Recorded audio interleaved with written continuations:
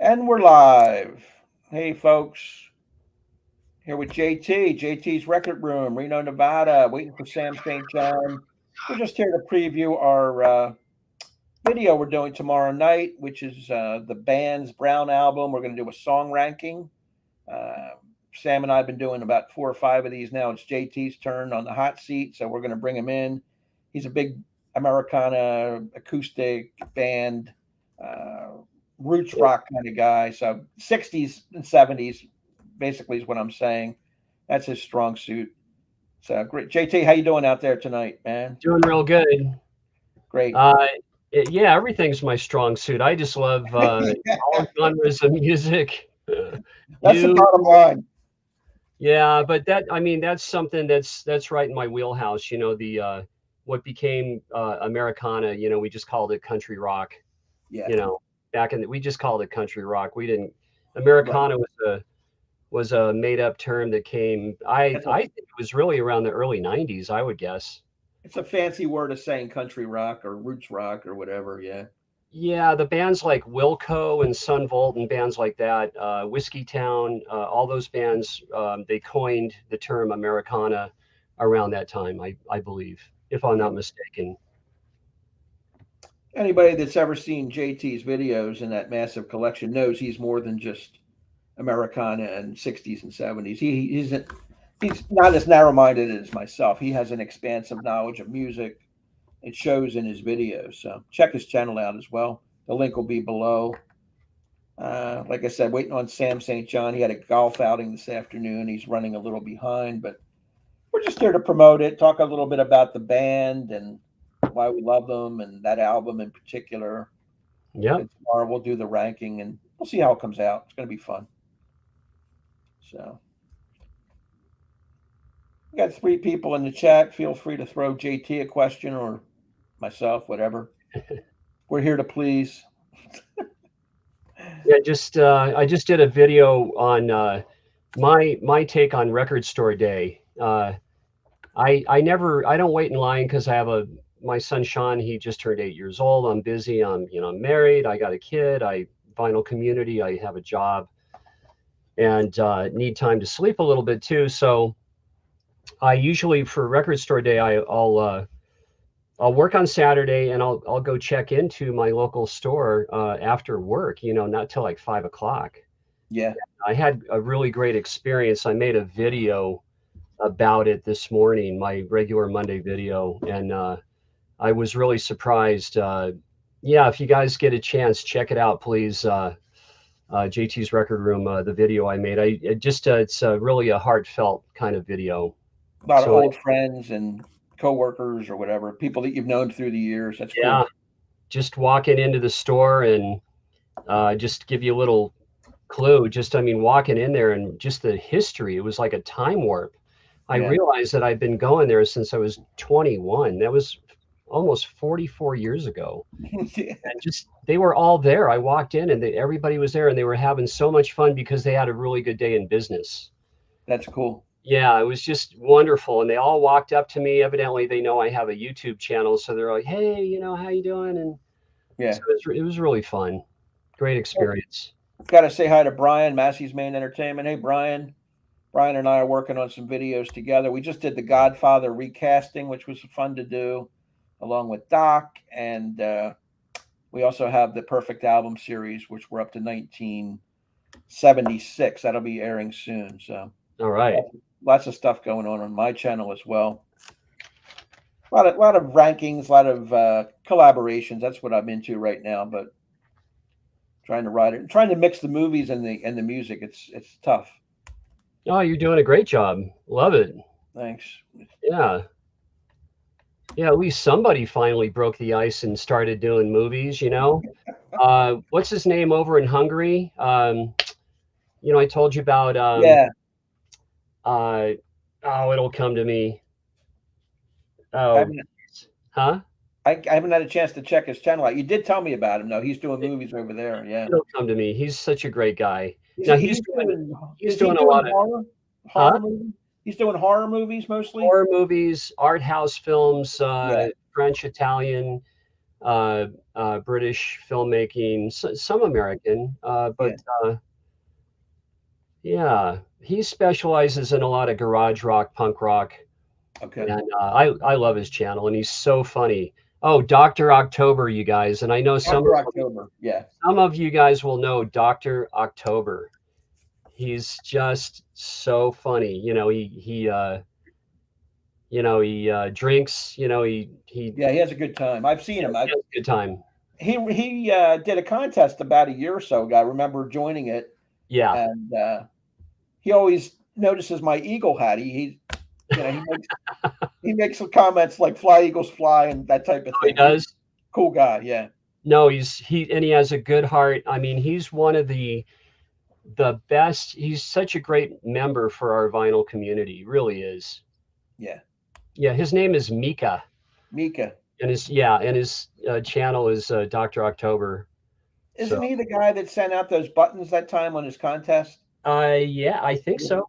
was that Mika? Yeah. He's a cool Wait guy. a second. Was that it might have been Yanni from Pops and Clicks It might have been. It from was. Sweden. And Mika, I believe, he's Finnish. He's from Finland, but he lives in Hungary, and his wife is Greek. Oh, And he goes to Greece once in a while, and which I think is pretty cool. I'd love to go to Greece. yeah. Uh, yeah, you guys should check if you haven't checked out Doctor October, and you don't mind music with a little bit of an edge. Check him out. And either way, he's going to put on a show, and he's funny. And they do live streams too. I've seen their nighttime live streams with him and a bunch of guys drinking and just Yeah, having it's like being in a bar somewhere and they're all yelling and screaming and stuff. It's yeah, very entertaining. Very entertaining. yep. Cool. So what else is going on? Not much. Just the usual. I'm trying to watch the little Phillies in the background. I wanted to get on and promote this. Here comes Sam St. John. He said I'll be there soon. Okay, We got time, Sam. yeah. So JT recently back from Hawaii. Had a nice little trek over there. That was Yeah, cool. yeah, filmed a video over there, and I ran into a. I'm really getting into these like little boutique record stores, the real little ones. I really like them, and I was over on King Street in Honolulu, which is right next to Waikiki, and the record store is called Aloha Got Soul, and I remembered like Rich and I are the same age, so in the 70s, I used to listen to a lot of Kalapana and Seawind, and then also Sea Level, which is Chuck Leavell's band, Yep. the piano player from the Allman Brothers, and then he went on. Well, he's still the Rolling Stones keyboard player to this very day for decades now. Chuck Leavell, and so the genre is jazz, funk, soul, rock. And so they specialize in a lot of 70s Hawaiian music. So I bought a lot of that and brought it home. And I did a nice video. Yeah, that was cool. Oh, thanks. Yeah, it's called Aloha Got Soul. And I filmed us flying into the island of Oahu. And then, what we did, just about 30 seconds or 40 seconds of tourist stuff and then right into the record store. So that was a great trip for about 8 days on Oahu. We went to the North Shore. We went to Iliani Beach, which is a locals beach, and that's where all the sea turtles come onto the beach. Neat. And you're not supposed to touch them. You're told to just leave the turtles alone because otherwise people would want to pick them up and sit Yeah. on them, and and they're very How big are they over there, the turtles? they're big. They're like They're big. let me see if I can like maybe like 3 to 4 feet Oh man. long. Yeah. About 4 feet long is an average. Yeah. Ryer CD Showcase afternoon. Hope everyone's doing good. Can't wait for this ranking. Thank you. Yeah, we're going to do it tomorrow. Film it. Hopefully, it'll be up either tomorrow night or Wednesday. Brian says, what do you think is the deepest cut of the band's catalog? That's hard to say. JT, you would probably know better than I. Any deep cut? Like a deep track, a great deep cut? Yeah, not a hit or a familiar song, more of a deep cut. Well, for this album that we're going to review, I'll just say it right off the bat. Unfaithful Servant to Yeah. me is the very, very best deep track on this Brown album that we're going to review. And Ricky Danko sings just a unbelievably emotional, heartfelt rendition of that Robbie Robertson pen tune. It's just unbelievable. So I'd have to say Unfaithful Servant. And well, another one. It's such a stacked record that for me the other one would be the great Richard Manuel, Whispering Pines. Yeah, that's a good one To too. me would be the other deep track. But then there's about three or four others on this album that we're reviewing. It's that great. No wonder they call it the best album the band ever did. Yeah, my favorite band song is it's kind of a deep cut. It's not wasn't a hit, but they did play it on the last waltz, and that's it makes no difference from the Oh, 1975 album. That's my favorite, and Rick Danko is lead on that as well. it's that's probably my most favorite song by the band. I would have to say. Yeah, it is mine for sure. Yeah, it's just And again, like you said, he sings with such feeling. I mean, it's not a classically trained. It's just emotional. He's got empathy in his voice, and mhm, it's heartfelt. It's like a regular he's emoting as he's singing, and it's beautiful. absolutely. All three of very, very strong stylish singers in Richard Manuel, Levon Hill, and Rick Danko are all such amazing stylists as singers.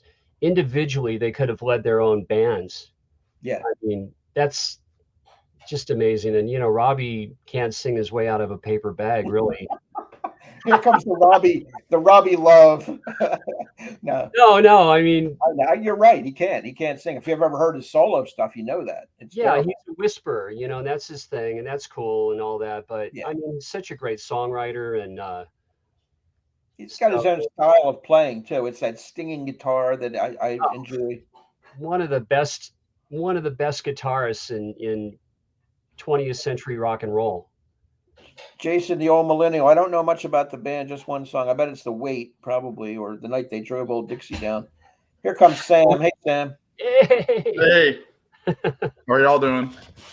Hanging good. in there. How was your golf game, man? How'd you do today? Oh, it was trash. Yeah, are you It playing was putt or miniature golf or what? no, it was par three. Yeah. Okay, I'm just Um, messing with you. I haven't swung a club in probably 2 years, maybe three, and I passed by it on my way back from work. I had to take an alternate route, and I saw it. And I was like, I want to go there after work because I've had an itch for it since the Masters, Yeah. and like I've been swinging my pitching wedge a little bit, but nothing crazy. But so I went to the par three today and just went by myself. I played two balls the whole time, and I carried four clubs with me, and What do you need? it wasn't great. Okay. It wasn't great. Basil's Records. Do you guys like the Who? Of course, we Oh like yeah. the Who. Love I'm the a- Who. Who doesn't? I have a great Pete Townsend story. Uh-oh. Do it, Yeah. man. Hit it. Oh, you want to hear it? I do. Okay, I'll try to make this short. So it's something that almost happened. Like so the Who were playing here in Reno, and I'm driving around. It was like about 9:30 at night, and I realized, like, what am I doing? The Who are playing downtown, and so I made a beeline for the venue where they were playing. It was a newer venue downtown Reno, and it was I think it was January. It was so cold, and I parked, and I had no way to get in the venue at all. So I did what we would do in the old days. I parked my car, and I didn't have enough. I had one jacket on, but it was so cold. And so I get behind the backstage, and there's a gate. And I finally saw a guy. I go, hey man, hey, can you let me in just for the last two, three songs? He's going, no, we can't do that. I go, look, I'll give you $100. Here's 100. Just let me come in. He goes, no, I can't even do that. No, first I offered him 50, and then I offered him 100. So they wouldn't let me in. So then a beautiful like RV rolls up, and I'm looking at it and I'm thinking it's got to be either a Roger Daltrey's, ride Right. for the tour, or it's got to be Pete Townsend. And so these more guys come. And what's so funny is this is like the year 2002. Way back in the day, there would have been 50, 100, 300 people back there trying to get in or just hanging out, trying to, meet the band. Sure. But I was the only one. And I was just like, this is just so odd. And this is like 20 years ago, and nobody was back there but me. So they still wouldn't let me in. And then I heard the scream, the scream. You know what the scream is for which song? For Bob Won't Get Fooled Again. Or we won't get fooled again, right? Yeah. And it shook. I kid you not. I'm getting goosebumps. It shook the whole venue. This big new venue in downtown Reno, it just shook. And then I knew that the show was getting pretty close to ending. And then a guy walked out of the RV, and I chatted him up. I go, hey, what's up? He goes, what are you doing? I go, well, I'm just trying to get in. I go, whose ride is this? He goes, this is Pete's. It was Pete Townsend, right? And now, you guys, I gotta pee, right? And I gotta pee really bad. And there's really, I can't being a guy, we can go anywhere, right? But I couldn't really find anywhere to let it go. And I want to meet now the guy. I go, do you think I could say hi to Pete when he comes, off stage? He goes, yeah, Pete's a really great guy. Sure, he'll talk to you. So now I know I'm going to get to meet Pete Townsend, right? Yeah. And like, I'm a huge fan. I'm just such a huge Pete Townsend fan, more than anybody in the band. But now I got to really, really pee. And I can't, it's just so hard to hold it. And it's so cold. I'm shaking like a leaf. And probably I left, you guys, 5 or 10 more minutes. I would have met Pete, and I would imagine he might have even invited me up in there just to sit down because I was freezing cold. So it's like the thing that didn't ever happen. Oh man. I was this close to meeting Pete Townsend. And so it just goes to show it just pays off to like make that effort. Like you go to a lot of shows, Sam. Yeah. And if you make that effort, you're going to meet Seth Avett or whoever, just if you put out that effort and just, aren't too shy to just say hello to somebody. Right. Anyway, that's my Pete Townsend story. There you That's go. crazy. Fellow Michael Nesmith fan for you there, Sam. Crab and Michael Nesmith died. I'm assuming. I know that you're a big Monkees fan. Yeah, it was. I was glad to get to see him. In October of 21 with Mickey, and crazy that 2 months later he was gone. But I've got that memory. So that's great that you got to see that show. I remember when you went. Yeah. Oh yeah. Me and my friend Tommy Burton, and he was kind of on the fence to see him because he was the one who kind of reached out and was like, yeah, it's like, yeah, I live 2 hours from the venue. You're welcome to stay here. And he was on the fence. And I think had I not gone, he probably wouldn't have gone. But that was the only time he got to see Nesmith like as a Monkee. Like he saw him on his solo tour that he did where he had like Chris Scruggs and Pete Finney were in the band, but he never saw Nesmith do like full on Monkees. So that was kind of cool. But no, that story, JT, that's rich. That's kind of like Mazzy saying he missed the Hollywood Bowl. I mean the Candlestick Park show for the Beatles.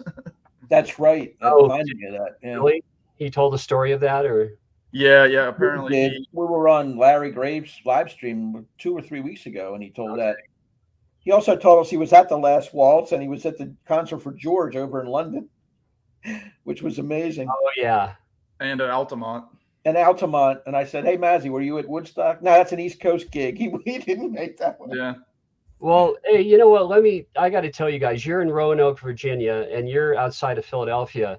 Yeah. Way out west here, when my sister was 15 when Woodstock was happening, and they were going to drive all the way from Lake Tahoe, which is on the California-Nevada border, and drive to Woodstock to go to the festival. So plenty of folks came from the West Coast to go. I know they did, yeah. They had to. Cross country. Yeah, Oh yeah, hitchhiking and everything. all that stuff. Everything. Runaways, everybody that could get there. Yeah. I Yep. still love that documentary. I must have seen it 25, 30 times. I can't get enough of it. Absolutely. It's a time capsule of '69. I love it. Yeah. More so than Altamont. I like Altamont too, but I prefer Woodstock. JT, I saw you posted something about Record Store Day. I haven't watched it yet. I saw it when I was leaving golf, but did you get everything you wanted? No, I was telling Rich about this before the video. My Record Store Days experiences are just different because I always work on Saturday, and I'm not really into waiting in line, because Sean's here in the other room, and I just picked him up from school in second grade, and so I generally don't do that. I see what's left or what's online, and my Record Store Day is every week because I buy records. And that's no lie. That is not stretching the truth. But I did a video this morning that I really feel it's like for me personally, one of the best videos I ever did, because I walked into my hometown record store and it was so overwhelmingly beautiful, and I just felt the love walking through the door, all the guys I know and stuff, and I just didn't expect it. I worked all day and I walked in there and they're having cheers. Well, they were having a party because they had a great day in business. And they're now in business since 1978. And I was 21 when I first started going there. So that's what my video is about. But I did pick up to answer your question, I picked up about 2 or 3 records, but online. I ordered one for the first time from Mike from the In Groove from Phoenix, Arizona. I don't know him. Well, he has one of the biggest channels in the vinyl community. He's What's up, JJ? Sorry about that. Go ahead. Rich, do you know Mike from the In Groove in Phoenix? I do not. I do not know Mike. Oh, I mean, so many do. He's a very, very knowledgeable dude when it comes to everything music. He owns a big store on Thomas, which is a big boulevard that runs right through Phoenix, Arizona. And he bought George Benson's record collection. Yeah. You were telling me on the phone the other night, I think, about Mike. I've not seen his channel. I know Russ from Mama's Records. He's in Phoenix too, isn't he? Or out that way? I don't exactly know where Russ is, but he's in Arizona. Okay. Yeah, I just pulled him up. He's got like 36,000 subscribers. Oh, I have to check him out. Okay. You guys got to check him out. And anyway, I've been watching Mike from the In Groove, but I never bought anything from him. And I had a recommendation for a double Psych album that's limited numbered. It was like $48. It should be coming in the mail, so I'll be showing that on my channel soon. Yeah, we do like the Zombies. I'm not familiar with a lot of their albums, but I know their hits, and I know Odyssey and Oracle. Yeah, I'm a big Zombies fan. I saw them. Well, I saw Rod Argent and Colin Blunstone in 2014 with the touring Zombies, and that concert was really special to me because I was going through a lot of health issues. Like I had just had some health issues like the month before, so it was like the first big thing that I did after that, my sophomore year of college. And I remember seeing it because like at the time I was thinking, that's the closest kind of British invasion band that I would ever see in my lifetime. And at that point, I'd never seen, McCartney. I hadn't seen Ringo. And, thankfully later on I did. And I'm seeing McCartney again. But I love the Zombies. I've got the Begin Here, Odyssey and Oracle. I've got a couple other live albums. But I've got a greatest hits.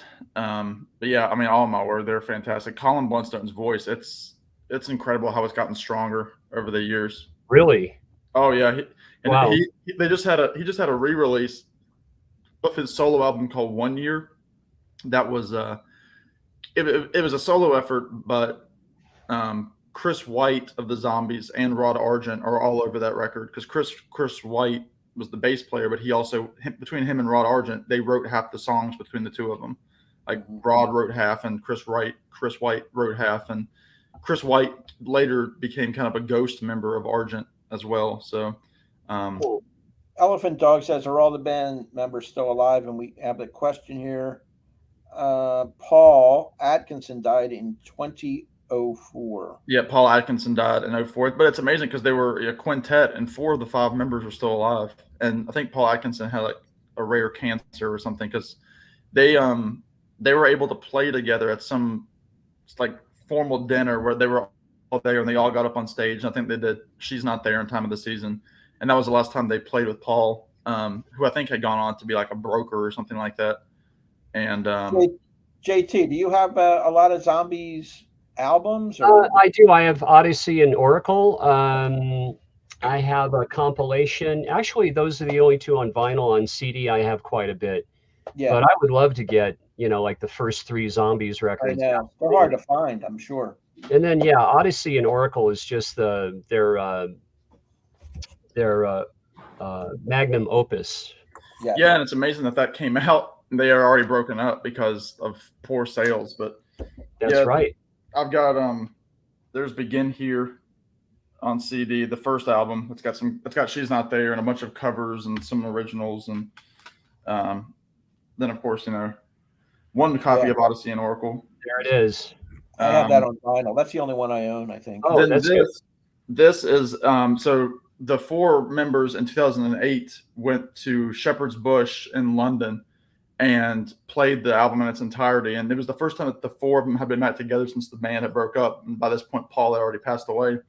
But apparently they were like, I think Robert Plant was in the audience. Paul McCartney was in the audience to see them perform this live. And I got this at that concert. And of course, it's got Colin and Rod's signatures on it.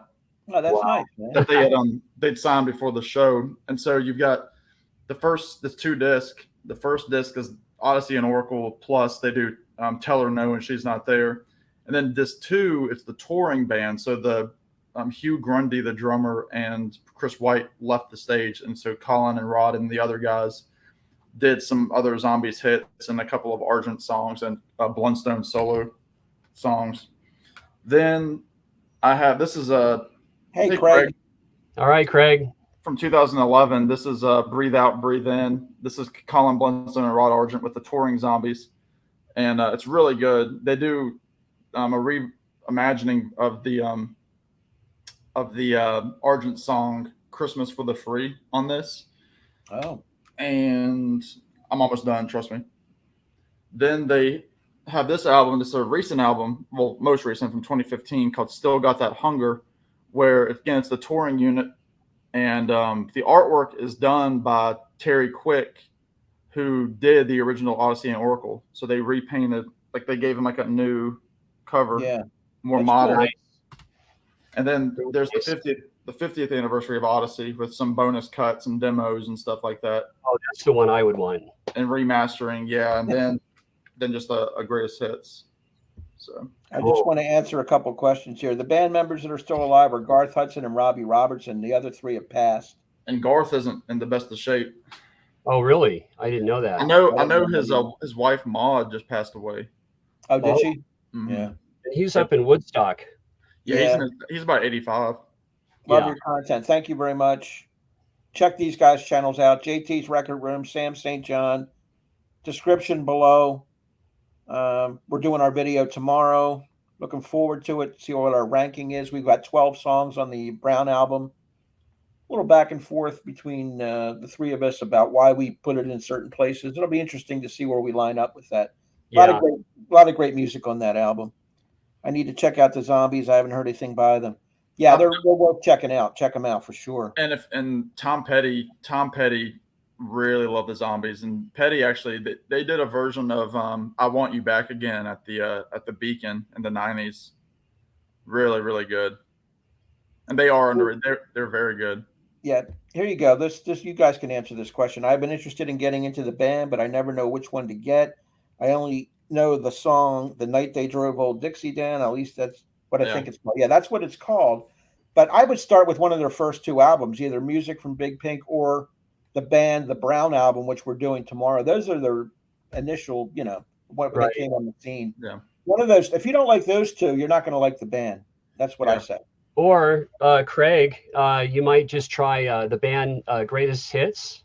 Yes. There's a really great comp with a white cover, and it just says the band Greatest Hits, and everything is on it. And I that in particular, I used to have it on cassette, and I burned through 2 copies on cassette in my car in the 80s and the 90s, and I have my 3rd copy to this day.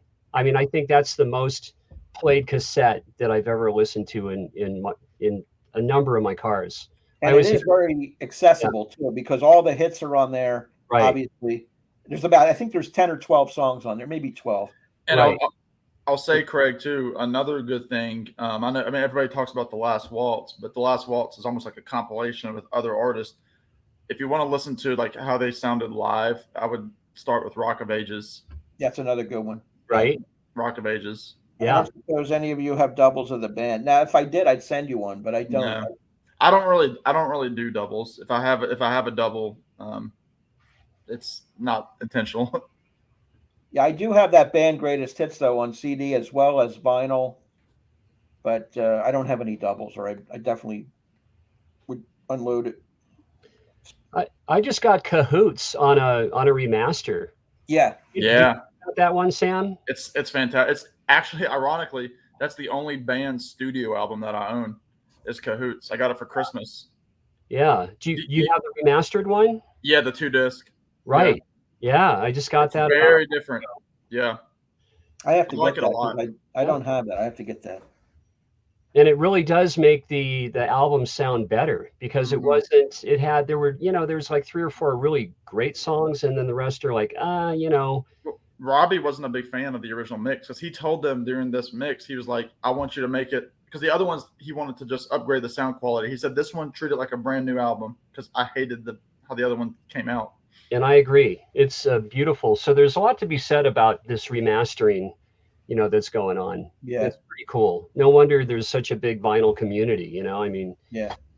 There's a lot going on these days. I don't know whether Jason's referring to the band or the Zombies. They have more than one hit. They're not just...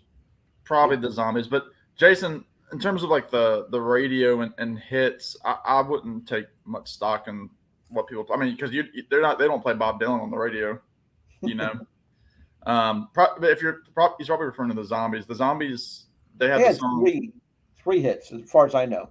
Well, they had Tell Her No, which was a big hit. And She's Not There. She's Not There. Time of the Season. Time of the Season. The other one was I Love You, which also I think a group called People did a version of that. Yeah, I remember that version too. Yeah.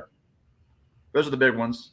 And then Carlos Santana did a great She's Not There. Yeah. that was cool on the red-covered Z-Bop album from the very early 80s. And actually, I want to say Rod Argent even said that he kind of took that version as inspiration for how they play it live now. Oh, the Santana version? Yeah. Yeah. Well, look what Carlos did with Black Magic Woman, the Peter Green. Yeah, that's a Santana song as far as I'm concerned. I don't know. I'm such a big Peter Green fan from early Fleetwood Mac that, he's one of my all-time favorite guitarists, Peter Green. Yeah, the best of the band, that Greatest Hits JT was talking about. I think Jason would like that as well as Craig. I would recommend both you guys look for that. The band had several hits. If that's who you're referring to, Jason. Yeah, they drove Old Dixie down. Rag Mama Rag. Up on Cripple Creek. They had some. Ophelia. Ophelia's great. I love It Makes No Difference. We were talking about that before you came on. It's not really a hit, but it's a great song. But they had big hits with like Bob Dylan. So like I Shall Be Released was kind of their song. Yeah. Tears of Rage. And Richard Manuel sang I Shall Be Released. Yeah. And that high, sad falsetto. So great. Just pull your heart and put it on the table. Yeah. Richard Manuel. I mean, Rich and I were talking, Sam, all 3 of those guys, well, all 4 of the guys. I mean, Garth is like the icing on the cake, but all 4 of those guys could have had their own super groups. Mm-hmm. Yeah. Individually. And they all could have led their own band for sure. Definitely. As great as Levon and Richard Manuel are as far as their voices, which I love them all, Rick Danko is my favorite of the 3. Yeah, mine too. I think me too.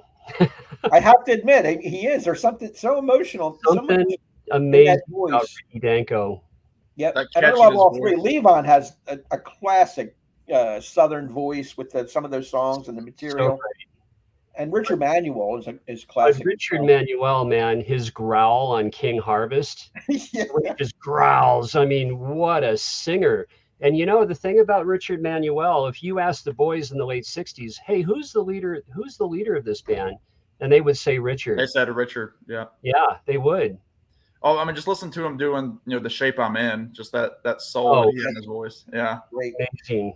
One of the I'm getting chills, man. I mean, just what a shame. And that's, politically, and what Robbie did, to break up the band is just such a shame. I'm really not on Robbie Robertson's side of all this. Never, ever, ever. I know. With JT and I've had discussions about this before. Anyway, I love the documentary that Robbie did, Once We're Brothers. Yeah. But it is one-sided because the other guys can't speak for themselves the other guys anymore. are gone. They're dead. They can't say anything. It's such a well-made film, and if you didn't know anything about the band, you would believe hook, line, and sinker everything he's saying. Well, it was a great documentary until the last waltz. And that's when Robbie went back to justifying how it was okay to break up one of the greatest bands in the land in the history of rock and roll music. And he just, they were on drugs. Hey, everybody was on drugs. Okay. Everybody at that time. Yeah. Yeah. I mean, he was no angel, and he never said anything about his own deal. And then his wife, who didn't she say she runs a drug and alcohol counseling or something like that? I think so, yeah. Well, okay. Why do you think she does that? She was one of herself. Yeah. They were all in the bag, man. I'm telling you. And for him to be self-righteous and to say that the boys were, they couldn't get out of bed. Remember, he said they couldn't get out of bed. We couldn't write any tunes, all that stuff, At the last waltz, did it look like they were managing well? Were they doing okay in performance? I thought so. Yeah. So it was really, him and Scorsese hanging out together. And I'm sure Martin was saying, hey, Robbie, you're the songwriter. You're the songwriter. This is business. This is all business. Hey, but Scorsese had his own issues. He was hooked on coke for at least 3 years in the late 70s. I know that for a fact. Absolutely. And this is the big shame about the band and the boys in the band, the 5 members, is that it was much more than business. J.R. Robertson being the songwriter was more about them being brothers. And the title of that documentary, Once We Were Brothers, is so true, because they were once brothers before Robbie broke them up. Mm-hmm. And Levon was the only one that hung on to having rights for the band, being a part of the band's royalties and rights. If I'm not mistaken, and I don't know that much about the business end, but Robbie paid all the other guys off, and they had no more money coming in at a certain point. And what a shame. And I did see them. I saw the band on tour in 1983. They played Grass Valley, California. That's in the Sierra foothills. You didn't even miss that Robbie wasn't there. And I know he wrote the songs. Yeah. But they had the Kate brothers. Aren't the Kate brothers from either Tennessee or the Kate brothers were friends of the boys. I'm not and sure. They filled Robbie's shoes in, and it was just fantastic.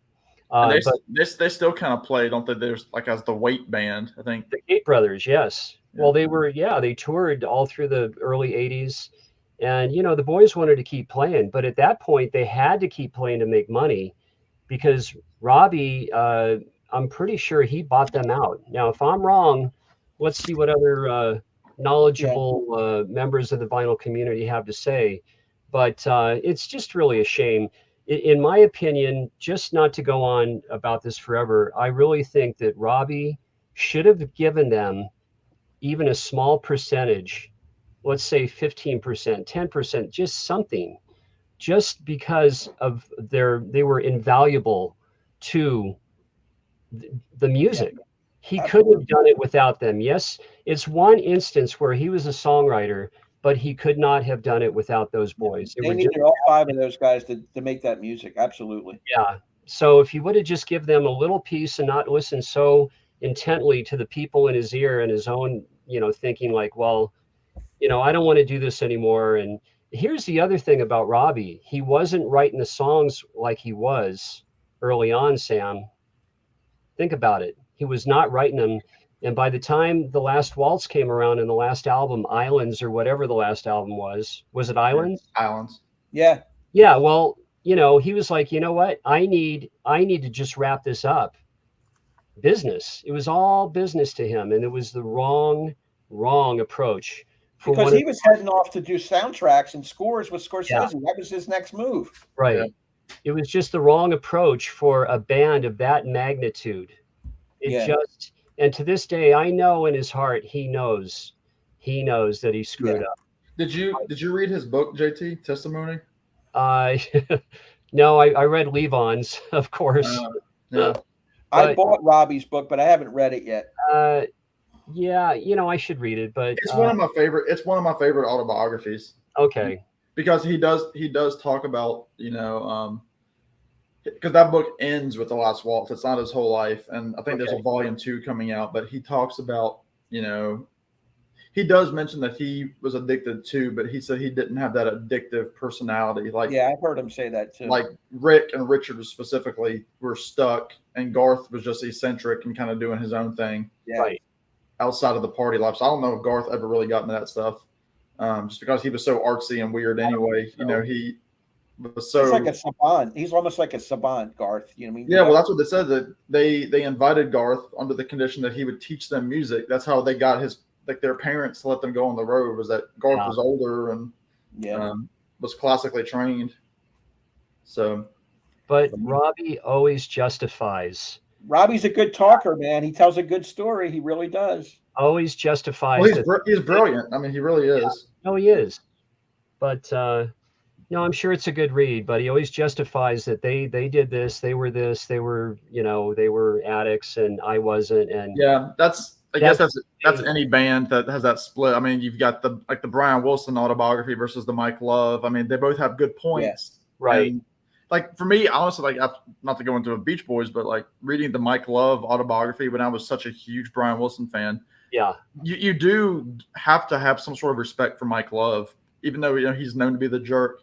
He really makes some good points in that, I mean, he was dealing with somebody on the verge of self-harm, and he had to play father to a lot of that, Sure.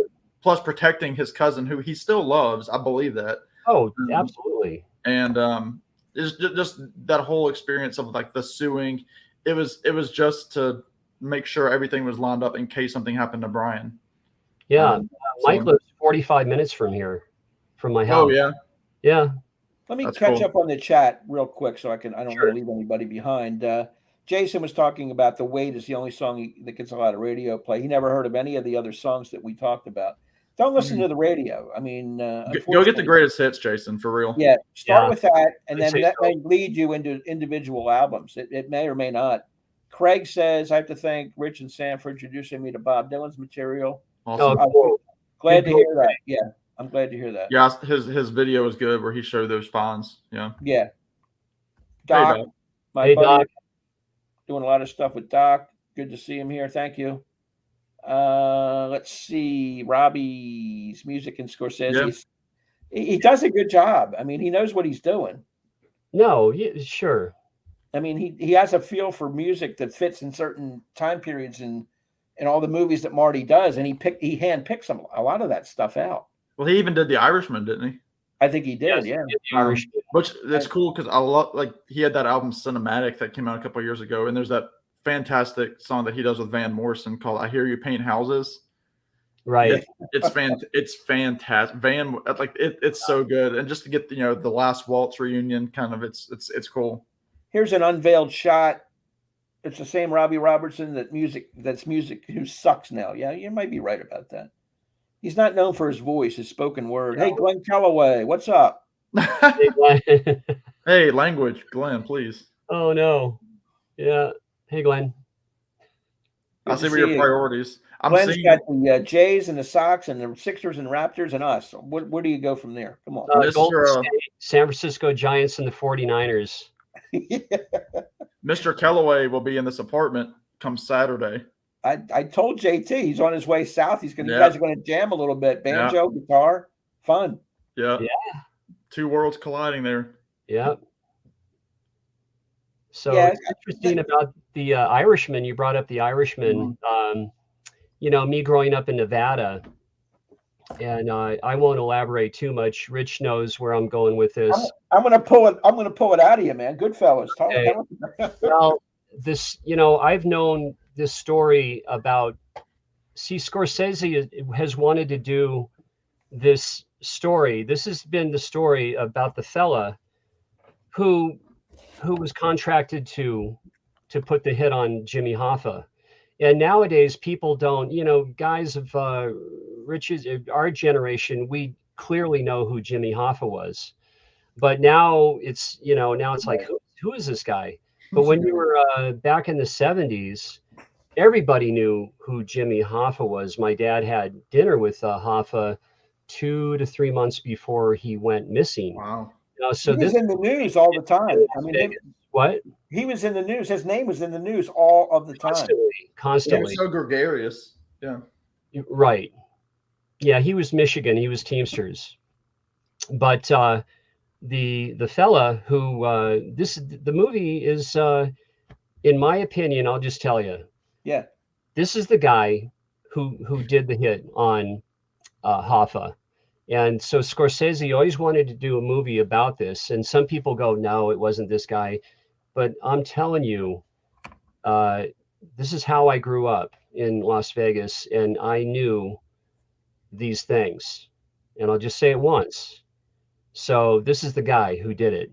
So for Scorsese to do the film, it's pretty cool for me to see him do this, you know, because another, you know, people like gangster movies, mafia movies, the mob, you know, Casino is the only other movie that was ever done that is a perfectly true story of a slice of a gangster's life, and that was in Las Vegas in the early 70s. I was there. I went to school with their kids. I went to school with Lefty's daughter, and I went to school with Tony's daughter, and those were their real names. De Niro's character was Sam whatever in the movie, but he was actually playing the man Lefty Rosenthal, and his daughter Robin was my best friend's girlfriend, Robin Rosenthal. And I have a picture on my phone of me at Lefty's house with his youngest son Steven on my lap. I'm reading him a story, and I have my long hair. Oh, and I have my guitar with me too, Sam. So that was about 1972. And so that is a very, very true story. But that's the thing about The Irishman. If you want to see, and if, you know, it's debatable. If you don't think it's true, most of us in the know it's true, that's what happened. It's very simple. They needed to get rid of Jimmy Hoffa. And that's, so it's it's a very long film, but for me, it's captivating because here's the story I heard since I was a young teenager by my father and by other people in the know in Nevada. So anyway, I never doubted it was true. I just think that it's so drawn out, and it's not as tight as Goodfellas or even the Casino. I mean, those films are structured a little better, but I need to see The Irishman again too. I watched it on New Year's Eve like 3 years ago, and maybe I had other things on my mind. Rich, let me ask you now. Wasn't, because you saw The Irishman, wasn't the fellow from Philly?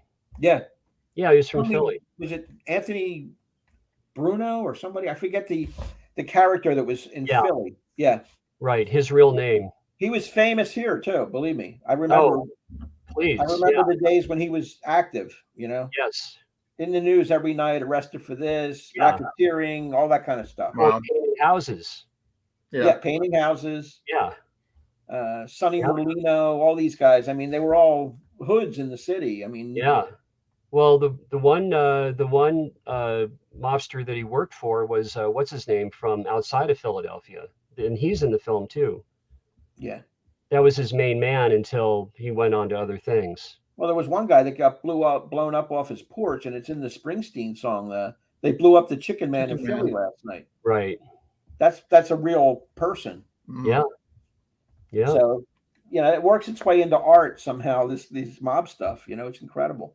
Well, one last thing I want to touch on is, what's funny about these men, these gangsters, and a lot of kids my age that grew up in Vegas. Now, I'm from Reno and Lake Tahoe, but we lived down there in a very pivotal time of the city of Las Vegas. And what's funny about these people is they just look like normal, right?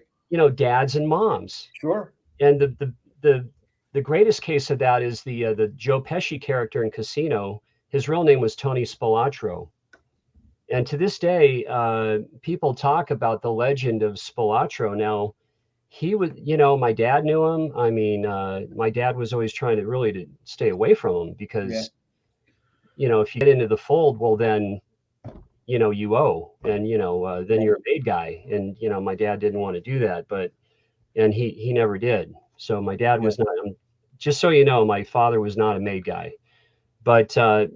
Spelatro seemed normal, but the guy was a full-blown criminal and a murderer, and a big-time murderer. So when I was going to high school, most of us really didn't talk to his daughter Terry because we knew who her dad was. Yeah, seriously. Now Lefty, the De Niro guy, Robin was great. She's just fantastic. She was really nice, and I used to go to Lefty's house, but like I said, so my point being is these guys seem normal, and that's what always blew my dad's mind, is they just seem like normal people. But they were normal people, but they infiltrate into regular society, and you have to be wary. You don't know what they're capable of. Yeah. My dad had a pizza shop in Philadelphia, and prior to that, he was riding shotgun at a made man card game, and he came home with a bullet in his arm, and my mom took it out with a butter knife. Oh, my gosh. It's a true story. Yeah. And he was doing that for extra money on the side, and things got nasty at the game, and somebody accused somebody of cheating. They pulled out the guns, and all of a sudden there's fireworks. Yeah, you never told me that one. That's I try to keep that up, but you're drawing this out of me, man. With all your stuff. I know. I got others, but I'm holding back. Yeah, we'll do that after it's live. Some of us say that we can talk about this stuff now, but in a way, here's the thing. I know. Is not really, because they have kids and they have grandkids, and there's still the families, and you can, in Vegas, there's a web page that I really have fun with because I saw so many great rock concerts down there. Deep Purple, well, that's a whole nother story. Yeah. But and Black Sabbath, but it's called I Grew Up in Vegas, Baby. And I got on there, and all these people my age and Rich's age talk about the old days. And so many of us are steeped in that history. But the thing is, and they all talk about it. They all talk about, Tony this and Tony that and Lefty and everything. But you really need to watch it. You got to watch. You really do. And I didn't give any names out, so anybody's relatives that are watching this. No. I'm clean, man. I don't know who you are. I just heard the story secondhand. So right. Otherwise, I'm shaking in my boots right now a little bit. Yeah, the two men that I mentioned, it's okay, because they're widely it's documented, and people still talk about him to this day in the great movie, Casino. But anyway. And all this came from talking about Robbie Robertson working with Scorsese. That's the chain of events here. Yeah. Well, I could tell my John Lennon story. Go for it. That's why you're here. Oh, yeah. We like the story, man. Tell us. We should segue out of the mob and back into. Yeah, let's go cleaner. Well, I got to tell you, I lived down there off and on in Las Vegas for 8 years, and we moved there from Lake Tahoe when I was 13, and I really didn't like it at all.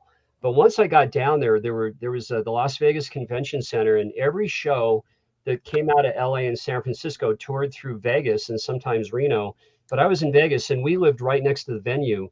Well, my friends that I went to junior high and high school with, Kelly and Kevin McGowan, they were Beatle fanatics, and I don't know how they knew all the information when celebrities were coming into McCarran International Airport. McCarran Airport was much smaller back then. There were only about 200,000 people in Las Vegas at that time, if you can imagine. And these guys were my friends. And one time they go, JT, they go, John Lennon is flying into the airport.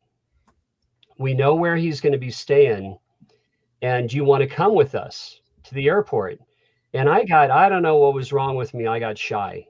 And this is another story of almost, kind of thing. Oh my So I didn't go. Kelly and Kevin and another good friend of mine went to the airport, and then they kind of followed the limo to the Riviera Hotel, which was a main hotel on the Strip, which was imploded, I don't know, in less than 10 years ago. So Kelly and Kevin and my other mutual friend walk in. I was about, it was 1973, so I was 16. They walked through the front door of the Riviera Hotel, and the very first bar lounge in the front, by the front door of the hotel, there was John Lennon sitting there all by himself with Harry Nilsson. Wow. All by himself. Okay. So my friends walk in, they approach John, Mr. Lennon. They sit down and they talk to John Lennon for almost an hour. Wow. An hour. My 17 and 16-year-old friends. Now, normally you would get, carted out of the casino, but somehow they didn't. They were allowed to sit there with Harry Nilsson and John Lennon, and I didn't go. And these are stories that I heard, for months after Kelly and Kevin. And these guys are still down south to this day, down in Vegas. One is really involved in music, and they're just wonderful guys. But that's a big one. I mean, I was just this close to being there, and I got to end it with this. To this day, I imagine, like, I would have been so nervous. I don't think I would have been able to say a word for at least, I don't know, 15 minutes. But somehow, knowing me, right, guys, I would have found a way to say something. But I imagine you would have. Yeah. But that's great. I love these stories. You know that. Yeah. They're so cool. Let me go into the chat here. Excited to get together with Sam. Wish I still drank. It would have been epic. We'd have been in bed by 9, Glenn. Jason says, is JJ a suspect? JJ? Sounds like a blast, Glenn. Yeah, you guys are going to have a good time. I'm envious. Yeah. Doc says, if it makes you feel better, Glenn, you can still get together with Sam and I'll drink. Good line, man. Have one on them. Yeah. How'd you know it was me? Yeah, JJ's copping to be in the man. Suspect. Thanks for taking a bullet for me, Doc. I'm there for you, buddy. There you go. Nice rapport. Right. Where's the body? Yeah, good thing I don't drink anymore. Oh my gosh. We don't want to go there, man. No. It's only been 32 years. Good for you.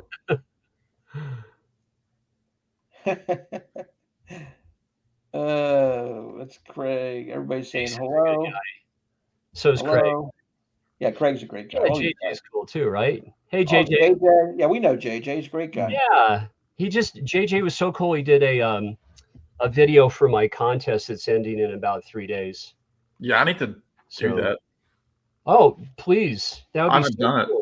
I thought you were already in there, Sam. I don't know why. I thought you'd done it. I hadn't done it yet, no. Yeah, it's going to end on the, what did I say, the 28th, and I'm leaving 2 days until, like, Sean's in the other room. I'll have Sean perform the drawing on May 1st, but I need 2 days to make sure. The hardest thing, I don't want to run a contest. I think never, ever again, because I just don't want to miss somebody doing a video that takes the time and the effort and missing, because sometimes you ask them, you say, please comment on the video that I'm. They don't. Yeah. Well, not everybody does. You're right. Most do, but some don't. And I had 3 people that I found out a week later that they did a video, and they never said, hey, JT, I did a video. They never did that. And luckily, I kind of scoured and surfed the vinyl community, and I found them. So I think I got everybody. But yeah, Sam, that'd be cool if you did one. Yeah, I need to. When I lived in New York City, Gotti hosted a 4th of July party. It was just like, that's what we're saying. These guys mingle in society. Even when they go to, what do they call that? When they put them out to pasture, they witness protection. They mingle in with everybody else. You don't know. Right. Some of these guys that had a prior history in the mob, and now they're living in Eugene, Oregon somewhere. They, you don't know. Yeah, I don't know much about that generation of the mob, Gotti and all that. That's closer to you, Rich. Yeah. Philadelphia. Craig's making an assessment here. Just listening to your accent, Rich, you might be a made man. Who knows? It might be. I'm not giving it up. I'm not. Not many monsters that I know of in Kansas. Kansas City mob. Kansas City mob has a track record, man. Yeah. That's all Ozark is about. Yeah. And part of Fargo, they had one of the first seasons of the TV series Fargo. There was a Kansas City mob that came into town. Yeah. Oh yeah. Check that out. You'll love it, JT, with Billy Bob Thornton in that one series, man. Awesome. Really? Oh, you mean Goliath or Fargo? No, Fargo. Oh, I'll have to watch it. It's excellent. Did you watch Goliath? Yeah, I like Goliath. Well, Goliath was great. I liked it. But one last thing about all this gangster stuff is, like, we left Vegas in '78, and Las Vegas was really getting a lot bigger then. It was, but compared to now, if you 78, it wasn't big at all. But to my father and my dad said to me, he says, "Let's get the heck out of here." And I go, "Let's go." And we came back home to Reno, which was so like a breath of fresh air. And what I didn't realize until now, that my dad was greatly relieved to get out of Vegas and come back up north so he could just escape all of that stuff, to not be involved. He was a showroom maitre d'. So he ran the showrooms, and a lot of the great performers, came through there. So he was such a nice guy. Those guys loved my dad because he was just a nice guy. Well, you saw Elvis when he was out there 5 times. Yeah. Yeah. Sinatra? Yeah. Sinatra? Yeah. Sinatra, 77 at Caesars.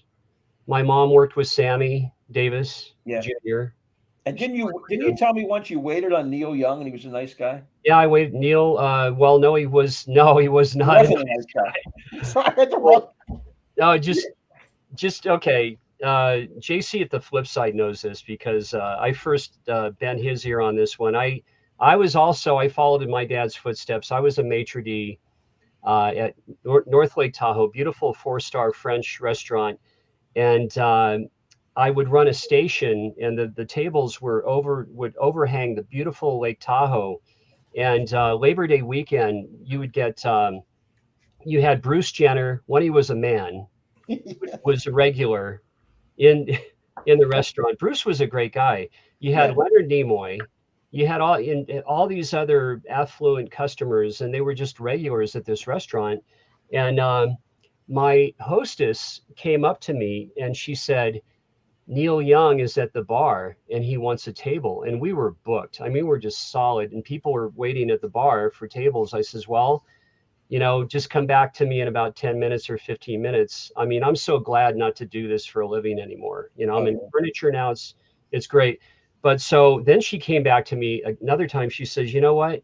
He's waiting and he's not happy." She came back a third time, says, "He's really not happy. And he says he's going to tell all of his friends." I said, "Get him over here right now." I had a little table for two. I put Neil and his wife, Peggy, which once I saw her, I knew that was Peggy, Neil's, because I was a massive fan. This is during the Freedom album, Freedom from 1990. And what I didn't know is the night before, his manager came in. He handed me a copy of Freedom and says, here's Neil's new record, because I was chatting with him. But I didn't know that he was scoping the restaurant out to have Neil come to dinner the next night. And that's what happened. So I sat Neil down, and I did what a good maitre d' is supposed to do. I schmoozed him and I says, "Listen, I apologize for the wait. Let me send out some appetizers on the house from our chef, Jean Dufault. And I have a little half bottle of wine for you." And Neil goes, "Now we're talking." And he just sat back and he relaxed. And And the moral of the story is I never let him know that I knew who he was. You Yeah, know, I just right. took good care of him. And Peggy was cool. She was quiet. And now Neil is starting to relax. I brought appetizers out. And then when he was done and they had the half bottle, he didn't drink that much. When he was done with the half bottle of wine, I was with him for 2.5 hours. I said, hey, I have a beautiful table overlooking Lake Tahoe. Would you like the table? And he was like, yes. Now, he was even happier. And Wow. I Yeah. took him to this beautiful table. And then he got all relaxed and he was funny and he had that dry Neil Young sense of humor. And he Cool. said a bunch of funny stuff to me and we chatted a little bit. And I still never let him know that I knew exactly who he was. But by Wow. the end of dinner, I lived directly across the street. I was in my very first band at that time, and I was going to grab a CD and come back and say, Neil, could you please write JT? I wish you were in my band, so I could show my bandmates. Yeah. But he had got up. He left a big fat tip. I mean, a very, very generous tip. And I looked out the front door and he drove away in the most beautiful classic car that I think I've ever seen. It was a dark green 49 Mercury, I believe. Oh, I wow. think that's one of his, and I found out later I think he still has that car.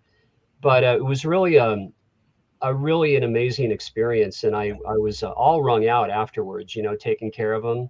That's a Yeah. great I story. mean, you never know how big of a fan you are of somebody until you're right there with Right them. in front of Yeah. him. Let me Wow. ask you a question. You don't have to answer it. Who was the best tipper that you ran across in your time? Oh, geez. I never really kept score. I mean, I've had $1,000 tips, 2,000, 1,500, 500, 300. Who's the worst tipper? I need a name. I can't, look, You can't. I can't go there. Okay. Let me put it this way. It's countries where there are gratuities included Yeah. usually, and then they're very well aware when they come over here that a 15% tip is just like if everything's just average, Yeah. but they just can't seem to do that. And so I went through decades of having to have tolerance and patience of these people Yeah. just under tipping me. It's almost as if at the level of service that I was in 4-star service, I was really paying for them to dine because I pay taxes on that. You see what I'm Yeah. saying? So Yeah. but you take the good with the bad, and Yeah. And it I would, all evens out in the wash. yeah, it's and it's cool. I've met so many nice people from those countries that I'm speaking of. So it's okay. That's a part. If you're really good in the at fine dining level, you just take it, the good with the bad, and you just you don't worry about that because Yeah. when you take care of people, it all comes back to you tenfold. You just Right. take care of them. You don't think about the money, and that's the way to do it. I had forgotten that Harry Nielsen was in the Popeye soundtrack. I don't remember that. Yeah. Huh? Did not know that. And I saw the movie Popeye. How can John Lennon be sitting by himself if he's sitting with Harry Nielsen? Well, there's two different moments there, I guess.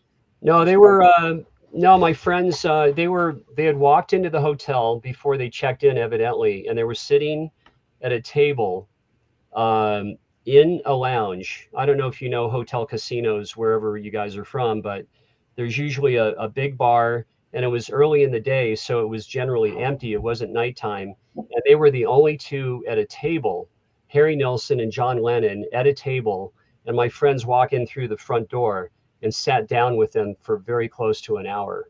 And everybody at school found out about this, and it was a story for like actually for well to this day. I mean, yeah. clearly, but Randy, yeah. So that's how. there's your answer. JJ sent me Russia's 2112. Very nice. Very nice. Cool. If JT had went with them, it might have been escorted out. Just kidding. There's some mob humor there. Right. Just Randy says hi. Hope you're doing well. Hey, Randy. I like the video of Neil Young and his bootleg record. Uh-huh. He's got a bunch of them, I think. My dad said I was at the Elvis concert when I was a little baby. My dad was in the Air Force, and he took my mom to the club in Vegas. There you go. I listened I listened to his gospel album. Good stuff. Yeah. Oh yeah, yeah. It was from Jeff Witcher. Yeah. I like that. Yeah. That's Cool. When I saw him, he had James Burton on guitar. Yeah.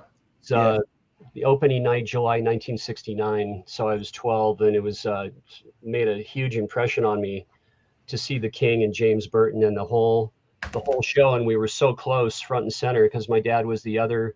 There were two maitre d's of the International Hotel. My dad was the other one, and so we just went to all tons of shows up and down the Strip for it was called a comp. You know that, Rich, right? Yeah. Comp to do a show.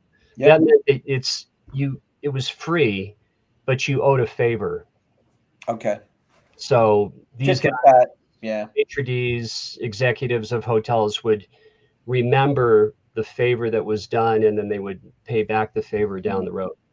Yeah, I love that video too, Randy, with the sweeping and the song. Yeah. Awesome. Great. One of my favorites. One of my favorites to play. Absolutely. There you go. I think you're talking about JT. Yeah, he meant JT. Yeah. I told JT before. He's got the best stories. Awesome. He tells them good. Oh, okay. Yeah. I was going JJ22. Oh, me. You're talking about you, man. Rich, were you able to locate the America album? No, I ordered the one like I told you, the rarities and all the rarities. Yeah. But I can't get the greatest hits one. It's sold out wherever I go. Yeah, it was only 1,000 copies, I think. Yeah, of the blue. What's it? Translucent blue. Yeah. I'm hoping to find it somewhere along the line, but I've been looking online just to see what those Taylor Swift singles are going for. Yeah, what's the deal with that? So this was the first year they had like a record store day ambassador, and so she was promoted as the ambassador, and so as a result, she put out a special single, and that's what the people were lining up because there were a lot of young kids. I know there was a young girl in front of me who she had already gone inside the store, and she was upset because it wasn't there, and that was the only album that they were sure that every record store had because record store day. The record stores order what they think their clientele will like, but Taylor Swift records went to everybody, and now they're going for there were like 15,000 of them made, so it wasn't like it was a small amount, but they're going for $300-400 for a single. Taylor who? Yeah, right. I don't know any of the material, so even like the freebie buttons that were being handed out were going for $40 online. I got 3 of them, and they're going for $40 online. Wow, good for you. Well, there were like 3 or 4 dozen in the basket at the counter. So I got 2. I got them for my sisters, and I did get a nice thing in the mail today. Tom Petty's Highway Companion on vinyl that came today. Oh, nice. Yeah. Was that a reissue? I don't know. I should have realized it, but I didn't realize it was a double album. All of a sudden, it's Oh, really? Yeah. It's not. It's not a crazy long album. That I can remember. No, but I'm looking at the tracks, and there was side 1, side 2, side 3, side 4. Yeah. Wow. So that's a great album. That's a great album. I love that album. I love, especially the first 4 or 5 songs. Oh yeah. Really strong. I got to put my glasses on. Hey, Randy, did I ever see Jerry Lee in Vegas? I never got to see Jerry Lee Lewis. He used to be. What was really cool, and no, I did see him from standing outside the lounge at the old International Hotel, which became the Las Vegas Hilton. Jerry Lee was a regular in the lounge. Ike and Tina Turner, Jerry Lee, Wayne Cochran, the Checkmates they'd kind of rotate when they were in town. And Jerry Lee was, it was incredible. So I was like 12, 13 years old when I saw him. But now I do remember I did see Jerry Lee, but not in the lounge because I'm clearly not 21 years old, but standing outside of the lounge. But it's just like being there because lounges in Vegas were small and you get this great entertainment. So yeah, I did see Jerry Lee. I have a question for JT. Somebody might put a hit out on me for asking this question, but I'm going to do it anyway because I'm brave. Wayne Newton, don't get what? Over Did I under. tell you that before? Over under. 7 or more facelifts. Where's he at? Oh, right. Okay. Yeah. I'd say over. Okay. I would take the over on that. I have him at 9, but Yeah, that's I'd say unconfirmed. so. The guy is really something. He's been there since the 60s. I mean, 55 years in Vegas. Yeah, my cousin dated him for like 5 years. Wow. So, yeah. How about Liberace? Any Liberace stories we need to hear or not? Now that was, I mean, I was so bored with that guy. I mean, we went to see him, and the water thing was really cool. He had like these dancing waters, you know, that were like fountains, and that was kind of entertaining. But I didn't really. Liberace was not. I just threw that out there. Nah, I mean, you know, great entertainer, and people loved him. Oh, I'm sure. Wayne Newton lived in Roanoke for several years. Oh, really? Yeah. Here's a question for all three of us from Doc. Who's one you wish you had seen but you hadn't? Tom Petty. Wow. Tom Petty. That's easy for TP. Yeah. Mine's Dylan. Well, I've seen both those guys. Geez. Hendrix? Oh, there you go. Yeah. Yeah, Jimi Hendrix. Jimi Hendrix, yeah. Yeah. I'm waiting for Bob. I'm waiting for Bob fall dates. I'm gonna see him again. American Dream with Neil Young. American Dream. Isn't that a Crosby, Stills, Nash song, or am I mixing that up? Oh no, American Dream is, what does that say? American Dream is well, Tom Petty's got a song called American Dream Plan B from Hypnotic. He does, yeah. I mean, there's American Stars and Bars, the record. Yeah, maybe that's the one. But American Dream, you know, I think Neil does have a song titled. I don't know a lot about him. Check it out. Neil Young, American Dream. Let's see. American Dream. I thought it was Crosby, Stills, and Nash. Oh, there you go. Okay, that's the reunion Crosby, Stills, Nash and Young album called American Dream. Like around 90-ish, 89, 90? Yeah, early 90s. And there is one or two good Stephen Stills songs. David Crosby, really, he didn't really. Hey, Tuco. Tuco, what's up, man? David really didn't have any good songs on there, but Neil had one or two good songs on there. And yeah, that was that album, American Dream. It's not that strong, but a few good songs. So anyway, we're here mainly to promote the band, and we got off on a couple tangents, which happens on live streams, and that's fine. Yeah. Well, I've had too much coffee today, guys. Can you tell? What's that? I've had way too much coffee today. We like that, JT. Otherwise, you're a shy guy. We can't draw these stories out. Really shy.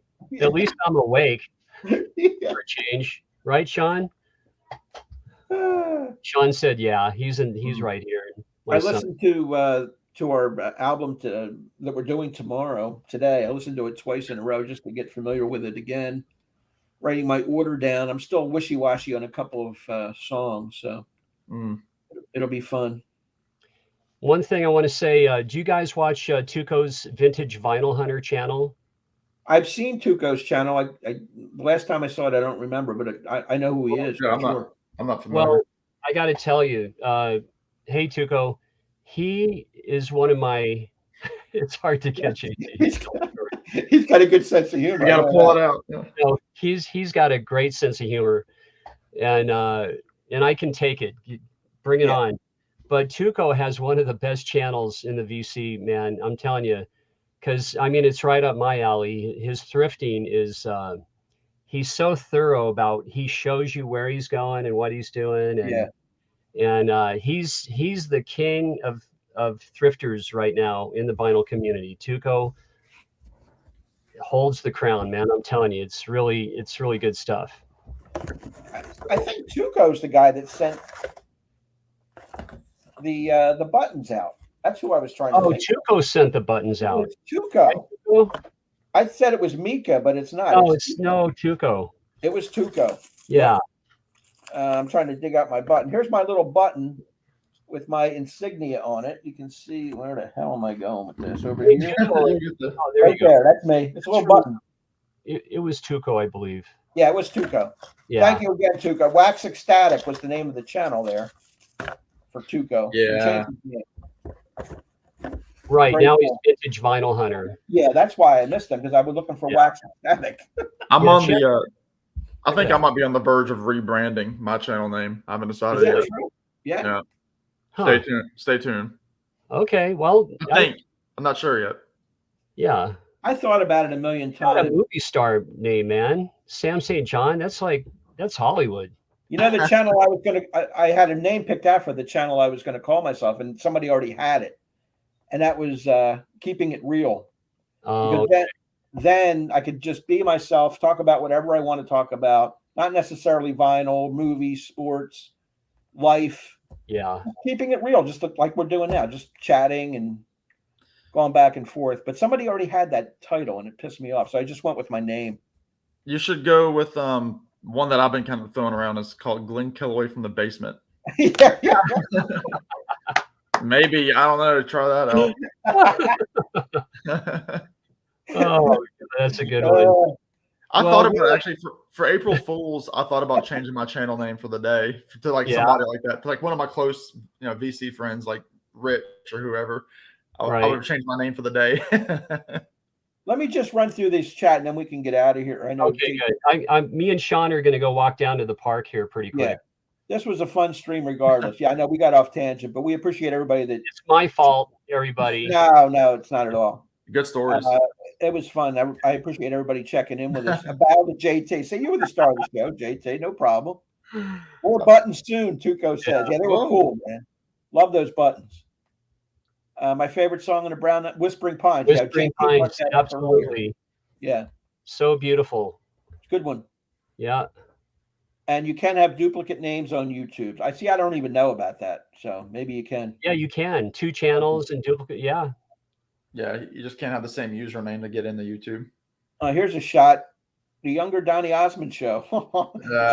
That's his nickname occasionally when Glenn and Larry are around. That's what they call me. Yeah. Thank Hey, you, Sean, Randy. come here. Sean, come here. Take care of yourself. We'll Bye, see you Randy. later in the week. Come here. Bye, Doc. Good stuff, guys. Thank you. There's Sean. Yeah, there's Take it Sean. here. Say hello Hey, to Sean. Sam. Hi. Say hi to Sam. There's Sam. Hi, Sam. Hi, Sean. We just got back from Sacramento. We were on the Sacramento River and went to a record store downtown and had fun with family. So it was great yesterday. Yeah. Sam, do you want to stick around or you want to cut out? Do you have stuff to do? No, I can stick around for a few more minutes. And Yeah, we'll get going. We can let JT go because he was on earlier, and I'll stick around Yeah. for a few more minutes. Okay. Yeah. See you guys. Thanks, See you JT. tomorrow. Appreciate it. We'll see you Thanks so tomorrow. much. See Y'all you be tomorrow. good. All right, Okay. man. Bye. Bye. Bye. Oh. Yeah, don't forget. There you go. He's got it. Oh, yeah. So, here we go. All right. Later. Tomorrow. Take care, man. Take care. Okay. Go Birds. There's I'm an Eagle guy. You might need to kick him from the stream. You might have that I don't little know screen. how do I do that? Oh, I got it here. Yeah, you should be able to kick him. Get him out of there. He's kicked. Hit the like button. I didn't even Yeah. see how far down the stream. I mean, how many? Oh, you're caught up. There Yeah, you I'm go. caught up. Yeah, it was fun. Are you done listening and ranking? Or are you? No, to be honest, I haven't even started my list. I knew you had a busy weekend, so I couldn't see how you could do it. It but- was a crazy busy weekend. I haven't listened to the album since whenever the last time it was that I've listened to it. So I need to. That's what I'll be doing tomorrow during work. Yeah. Yeah, and today, like I said, I went golfing after I finished work, and yeah, tomorrow is kind of a slow day, and then it'll start picking back up again probably Wednesday evening. And then we got Wednesday too with Aaron. But Back in Black with I Aaron looked on for that today Wednesday. too. Yeah. Some of the subject matter on that's going to be pretty wild. Yeah, we'll see, but Aaron will carry that one. Yeah, I'm going to let Aaron carry it. Yeah, I'm just going to give a real brief synopsis on some of the songs and let him go because we don't get to hang with Aaron too often, so he can really run that show as far as I'm concerned. No, yeah, it'll be fine. It'll even be fine just hanging out with him before and after. Yeah, Well, because that's right in his wheelhouse too. yeah, I'm sure that's one of his top listened to albums. I'm sure. I don't know what I was thinking.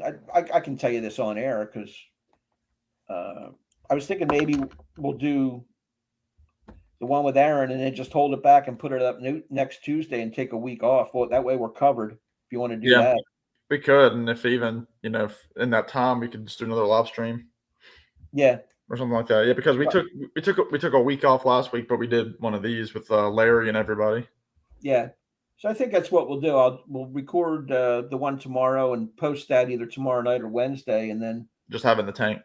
Have the Aaron one in the tank and put it up next week. Maybe even put it up Monday. Who knows? Yeah. And that way we can breathe a little bit because I've been going ragged on my channel with different stuff, and I need. Yeah, you have. Yeah. I need some space. Yeah. You don't want it to be a job. I mean, you want it to be fun. And I'm taking time away from things here, and it's catching up to me. So maybe we'll just have a little space, and then we'll come back at it hard after that with. I think Gary and Led Zeppelin 4 might be the next one in line. Yeah. So I don't know. I just wanted to run that by you while I had a chance. That's fine. Yeah, sure. It's hard to text that back and forth. It's easier to have a conversation. Sure.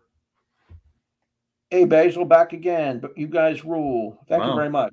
We like our fan base. Thank you. Yeah, there's some great stories with JT. Oh man, the Neil Young one. He can pull them out. Probably the rest of his life, he could pull out stories and like they'd be brand new to us. Oh yeah, he's got a backlog of. Well, he worked there for years, so he's gonna have different people, showbiz people coming in all the time. Yeah, it's cool. Jeez. Yeah, I can't imagine having that many stories. I mean, like the 3 or 4 brushes with celebrity that I've had are enough to hold me for a long time. But you ran into Dewey Bunnell in an airport. That's more than I've done. I've shook his hand. Yeah, I have. Pretty cool. I like it. I've shook hey Craig. Dave Mason's hand, Lee Greenwood, Jimmy Fortune, if you know who that is, and the Statler brothers. 3 members of the Statler brothers I've met. I don't know them by name. I know who they are, but I don't know them by name. Yeah, they backed Johnny Cash and then became their own quartet. Who else? Oh, Pokey Lafarge, who's lesser known, but I've met him a couple times. But nobody like huge, like not a Neil Young. Not like those, like Sinatra and Elvis and all them guys. He was in their presence, Yeah, or I don't have a Rush collection. Maybe Sam does. No, I don't have. I have nary a prog album to my name, unless you count. I mean, I've got Pink Floyd, but I'm talking about like, deeper stuff. Nothing against Rush. It's just a little bit out of my element. I'm not really a hard rock or heavy prog guy. I like some, classic rock like Pink Floyd, Led Zeppelin, Aerosmith, Queen. I can go there a little bit, but Rush is just a band I've never been able to really get into, and I feel bad because they have so many fans, and a lot of my friends, VC friends, love them, and I just don't, and I feel like I'm missing out a little bit on that. Well, I know I can speak for Rich. We've both set out of streams or videos knowing that we just don't have that. Yeah, I mean, niche. I'm upfront about it. We don't have it in us, and I've tried. Believe me, I've tried. Yeah. I said I must be missing something, and I put on Rush, and a minute and a half in, I'm going. I think I was right the first time. It's not me. I'd rather go back and listen to more, Van Morrison or Prine or something like that. But it works both ways because I saw Jeff Witcher was giving away his Jackson Browne and Linda Ronstadt, who are both artists that I really love and have a lot of stuff, from them, and I can play them at any time and be very happy. But he doesn't listen to them. They're wasting space in his place, and he just. I think Craig was able to grab those. And he was, and that's good for Craig because I know he likes both those artists. I've got a few. Have them. I didn't want to be a glutton and take more. I went for the Paul Simon that he was giving away. Yeah, I saw your comment. Like, darn you, Rich. That's what I would have gone for first. Those are the only 2 that I don't have on vinyl. Yeah, not the only 2, but I have them on CD. But I wanted to have them on vinyl, so it's an easy pickup for me. If and I thank Jeff for that. I think he's. I I didn't. I mean, I've got like 2 Chicago albums that I didn't buy. They're from other. And I'm like, I will never listen to those. And like I got the 2 jazz. I got Nat King Cole and Sinatra, and then I saw that. Those are both good pickups, though, man. yeah. Oh yeah. I listened to Sinatra today, and so There's one of my friends that likes Rush. He's from Canada, so it fits. And we have another contrasting view. I don't like Rush at all, so it's just one of them things. Oh, wait a minute. Rush is amazing. he says he doesn't like all Rush, like All all Rush. the catalog. Okay. Yeah. That part's true. I don't know how they create that sound with only 3 members. I mean, it's fantastic. Yeah, them It's just and like that kind of music. power trios are incredible when they're good. Yeah. Craig, do you like the Monkees? I've never heard Craig talk about the Monkees. Craig kind of leans on the heavier side Yeah. a little bit. I know he likes Jackson Browne and Bob Dylan. He's got to like too, and Yeah, I think he likes America, which is cool with me. I like that too. yeah. Sam would have way more Monkey stuff than I do. I have the first couple albums on vinyl. The only thing, yeah, I've got a ton of Monkeys, but I don't want to. I don't want to pull it all out because I don't really have a lot of like the Monkeys per se. I've got associations with the Monkeys. Like I've got a lot of Nesmith. I've got special releases from Mickey Dolenz and Peter Tork. I've got Davy Jones's Christmas album. But I just got this in the mail today after waiting almost a year. That's the one I have. I love. That's my favorite Monkees album. This is the Run Out Grooves translucent vinyl, and it's numbered. I think it was out of 10,000. And if you can see what that number is, look how low that is. I can't see it. 168 out of 10,000. Yeah, excellent. So a lot of people struggle because this album was packaged very poorly, and a lot of people had an issue with the top part being bent down a little bit, and they were waiting. They waited a whole year for this album to come out. Well, it came out, but like it just didn't get produced, and it finally came out this past week. So anyway, but it's probably I can probably stay on for about 2 more minutes, and then I've got I'm going to wrap it up. I'm going to get to this one more question here from Elephant Dog. What's your favorite Tom Petty album? I think Wildflowers is really good. I think his Double Live album is the best I've heard. Yeah, my favorite album is Damn the Torpedoes with the Heartbreakers, and my favorite solo is Wildflowers. That would be where I'd go. Yeah, from just a nostalgic standpoint, it's Full Moon Fever, but maybe I like Wildflowers a lot, but I don't know, Hard Promises. I like Hard Promises quite a bit. Yeah. So. All right, we're going to get out. Thank you for everybody that checked in and asked questions and commented and watched. Sam and I are going to join up with JT tomorrow. We're going to record our band song ranking album. Yep. On the 69 self-titled Brown album. Brown album. What it is. Yep. 12 songs. We'll probably post that either late tomorrow or sometime Wednesday. So. Yep. All right. Take care, Sam. Thanks a lot for coming on. Appreciate it. Bye, everyone. Thanks, Rich. Later. See ya.